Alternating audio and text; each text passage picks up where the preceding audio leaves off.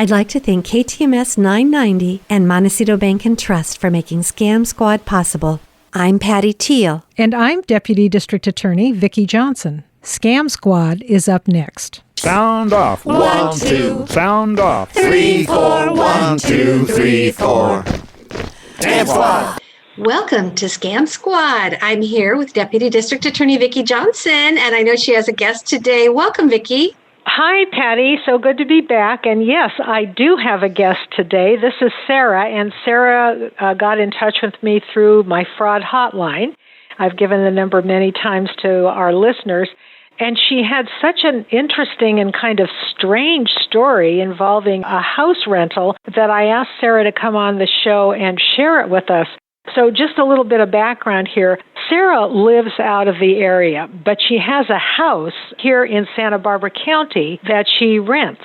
As it turned out, she was renting her home, but something very strange happened. So welcome, Sarah, and tell us, first of all, how you normally rent your home and how you decided to rent your home this time, because I have a feeling that this is what created the opportunity for a fraudster to appear. So tell us what happened.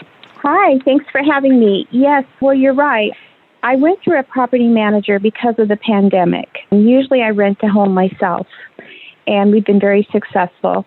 And I've used a sign, and it's been very popular, and I've had some wonderful renters. But at this time, because of the pandemic, I decided to hire a property manager.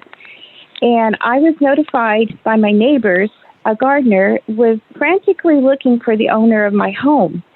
He said that the scammer notified him by text and said, I am the homeowner. I am out of the country or out of the area, and I will be back at the end of the month. I would like for you to cut down the tree out front. And it was a 35, 40-year-old magnolia. So, they're slow growers, so it was a very prized, beautiful tree. The gardener said, are you sure you want to cut this down? And the guy said, yes, I want it cut down. I want it cut down to the ground, and I want it hauled off. So they agreed on the amount of $300. And this is all on text, which Jesse had sent me all the texts that he had been exchanging with this Peter guy. So they agreed to $300, and they decided a cashier's check would work. The cashier's check was sent to Jesse in his name for $550. And then the scammer asked for him to send him back the difference. And so he wanted him to send the $250 back to him. And I believe that's, you think $250 is not a lot of money, but if you scam enough gardeners, it adds up.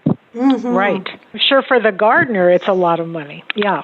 Yeah, I spoke to him. The light bulb went out. He said, oh, my God, I've been scammed. And I said, I think you have, because I would never cut that tree down. I believe because of the situation of the pandemic, people are being vulnerable, obviously, and I believe they're targeting a vulnerable population, which is the gardeners. Yeah. A lot of times they take cash and there's no trails. Wow, this is a new scam we haven't heard of before, Vicki. And so they find somebody with a beautiful tree, too. I know.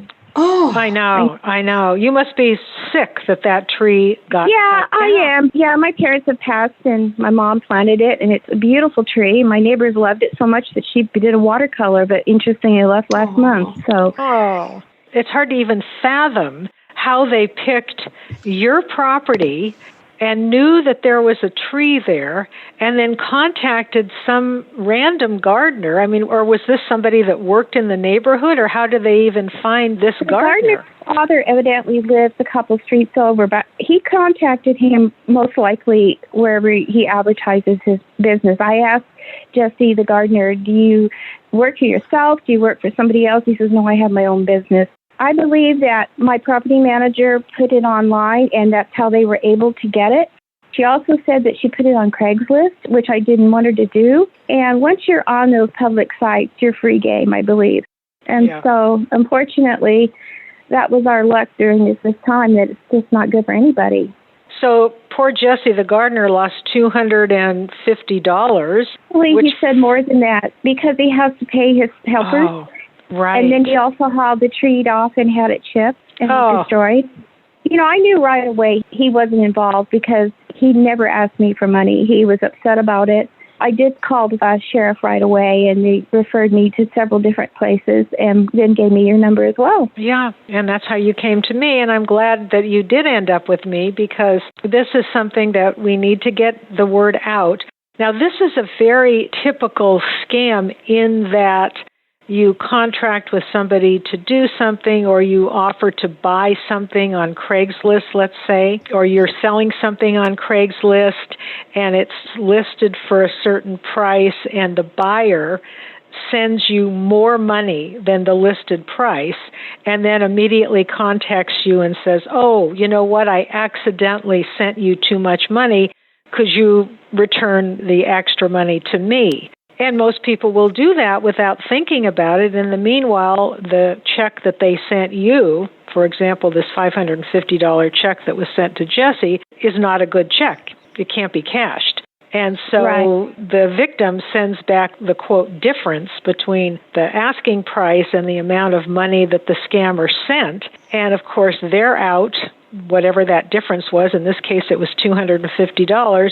And the $550 check is no good. It comes back to the bank unable to cash. So it's a scam that's been around for a long time, but boy, this take on it, this is a new twist. I mean, calling and claiming to be the owner of a piece of property and then contracting with a gardener to come and do some work on the property. The work is accomplished, and then the check gets sent for over the asking price, and then the scam proceeds.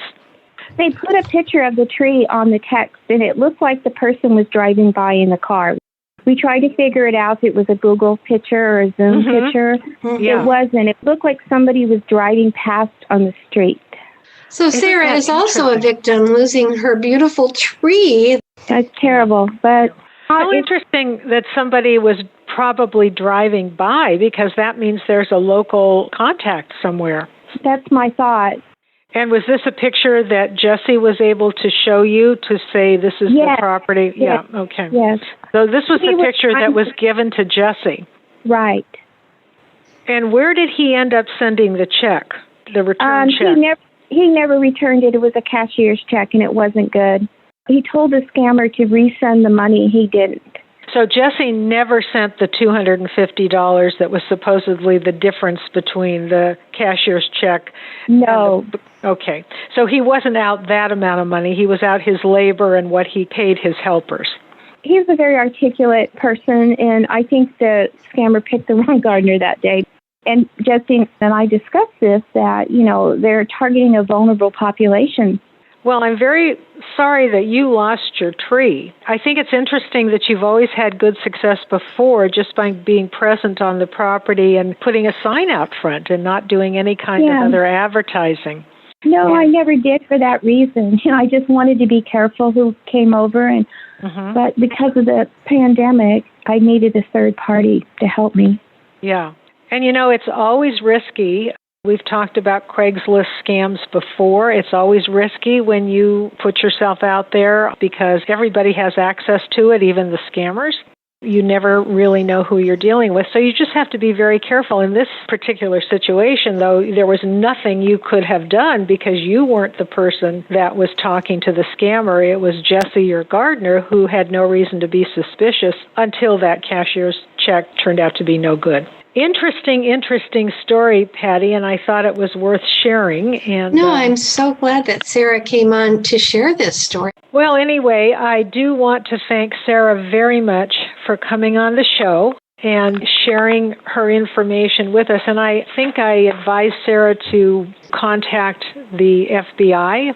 For those of you who remember, the website for the FBI is www.ic3.gov,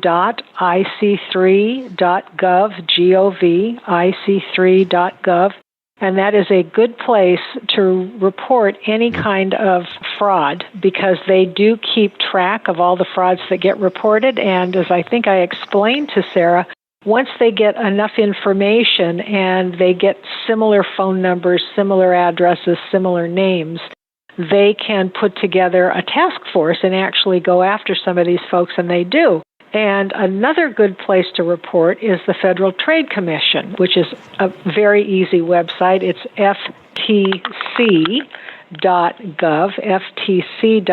and they do similar kinds of work. They will go after fraudsters if they get enough information to track these people down.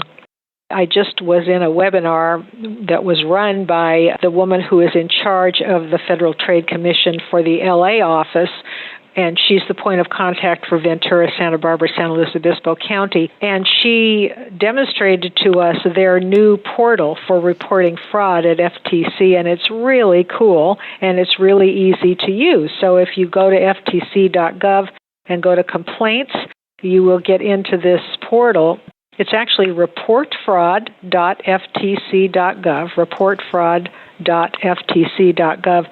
It's a very easy way to report, and it's another way to gather for governmental agencies who can do something to gather information about these different frauds that are happening in our community and hopefully put together a task force where they can go after these people. And Patty, that actually brings me to the good news that I have for our listeners today. We always love good news. Sarah, stay tuned. There's some good news coming. So here it is, and I don't think I've shared this before, but it's worth sharing again if I have.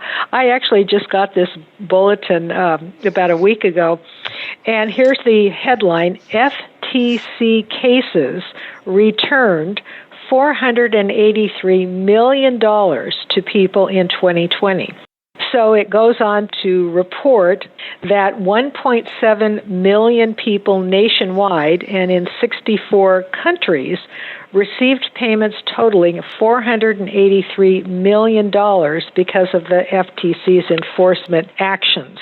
So they really do go after these scammers. They really do get results, and in some cases, they are able to get a lot of money. So it's worth reporting, because if you do, then your name is on the list, and if you're owed money, they will contact you, and you will hopefully get some money back. So that's what I've got for today, Patty. Oh, that's very good news. You know, it seems like we're getting more and more good news. For a while, it seemed like there was just no way we were going to catch the scammers, but it does seem to be happening more and more, that they're having some punishment or retribution that they have to do. So that's good. It is. It is good. Well, I want to thank Sarah again for coming on the show today. Sarah, it was great to have you. Thank you for joining in and sharing your story. You're welcome. Thank you, Sarah. And please stay tuned for another episode of Scam Squad next week. Bye-bye now. Bye, Patty.